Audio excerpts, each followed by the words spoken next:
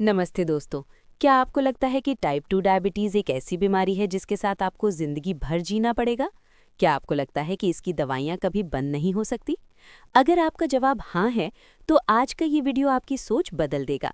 Research और experts अब साफ-साफ कहते हैं कि टाइप 2 डायबिटीज़ को ना सिर्फ कंट्रोल किया जा सकता है, बल्कि पूरी तरह रिवर्स यानी ठीक भी किया जा सकता है। और सबसे अच्छी बात, इसके लिए आपको बहुत महंगी दवाइयों की नहीं, बल्कि अपनी किचन और लाइफस्टाइल में कुछ छोटे बदलावों की ज़रूरत है। आज मैं आपको 5 ऐसे पक्के तरीके, स्टेप्स बताऊंगी जो वैज्ञानिक रूप से साबित हैं। तो चलिए शुरू करते हैं। स्टेप 1, समस्या को समझें। ये सिर्फ शुगर की बीमारी नहीं है। सबसे पहले ये समझना ज़रूरी है कि डायबिटीज़ सिर्फ शुगर की बीमारी नहीं है। इसका असली कारण है इंसुलिन रेजिस्टेंस। इसे ऐसे समझें, जब हम कार्बोहाइड्रेट या मीठा खाते हैं तो वो ग्लूकोज बनता है। इस ग्लूकोज को हमारे शरीर के सेल्स तक पहुंचाने का काम इंसुलिन करता है। लेकिन जब हम बार बार गलत खाना खाते हैं तो हमारे सेल्स के ताले खराब हो जाते हैं और इंसुलिन काम करना बंद कर देता है। नतीजा, ब्लड में शुगर बढ़ने लगती है। तो हमें शुगर को दवा से नीचे नहीं लाना है, बल्कि उस रेजिस्टेंस को ख़त्म करना है, और वो होगा खाने के सही तरीके से। स्टेप 2, खाने का नियम और 25% फॉर्मूला। अब बात करते हैं डाइट की। आपको भूखा नहीं रहना है, बस तरीका बदलना है। एक्सपर्ट्स एक बेहतरीन नियम बताते हैं जिसे कहते हैं 25% फॉर्मूला। अपनी खाने की प्लेट को इमेजिन करें और उसे 4 हिस्सों में बांट लें। नंबर 1, 25% अनाज यानी रोटी या चावल। नंबर 2, 25% प्रोटीन जैसे दाल, बीन्स या अगर आप नॉनवेज खाते हैं तो वो। नंबर 3, 25% पकी हुई सब्जी, हरी सब्जियां। नंबर 4, 25% कच्चा सलाद, खीरा, टमाटर, पत्ते आदि। लेकिन रुकिए, सिर्फ प्लेट सजाना काफ़ी नहीं है। खाने का क्रम, सीक्वेंस सबसे ज़्यादा ज़रूरी है। अक्सर हम रोटी को सब्जी के साथ खाते हैं, लेकिन सही तरीका ये है, सबसे पहले सलाद खाएं, फिर पकी हुई सब्जी और दाल खाएं, और अंत में अनाज यानी रोटी चावल खाएं। जब आप पहले फाइबर और प्रोटीन खाते हैं तो आपके शरीर में शुगर एकदम से नहीं बढ़ती, यानी ग्लूकोज स्पाइक नहीं होता। स्टेप 3, क्या खाएं और क्या छोड़ें। अब सवाल आता है कि क्या खाना है।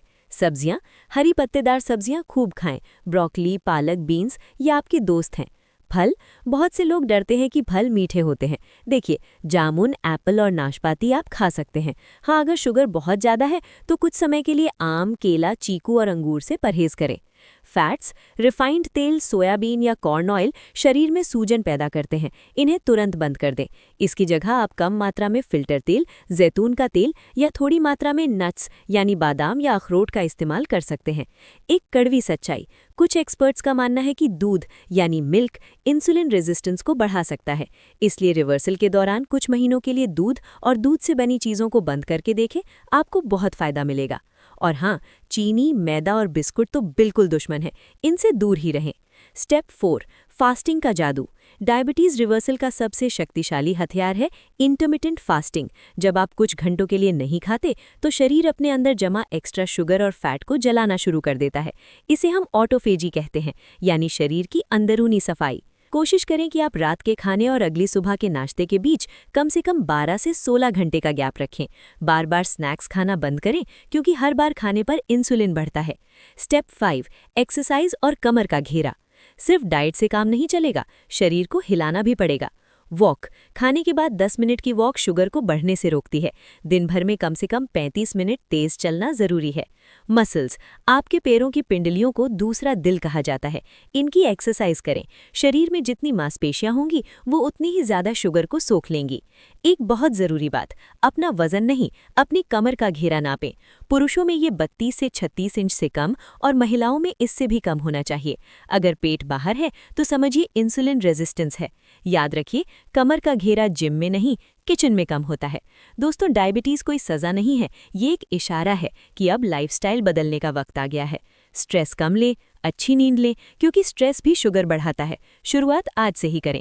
अपनी अगली मील में सलाद पहले खाएं, अनाज कम करें और देखें आपकी बॉडी कैसे रिस्पॉन्ड करती है। अगर आपको ये वीडियो काम का लगा हो तो इसे उन लोगों के साथ शेयर करें जिन्हें इसकी ज़रूरत है। स्वस्थ रहें, मस्त रहें।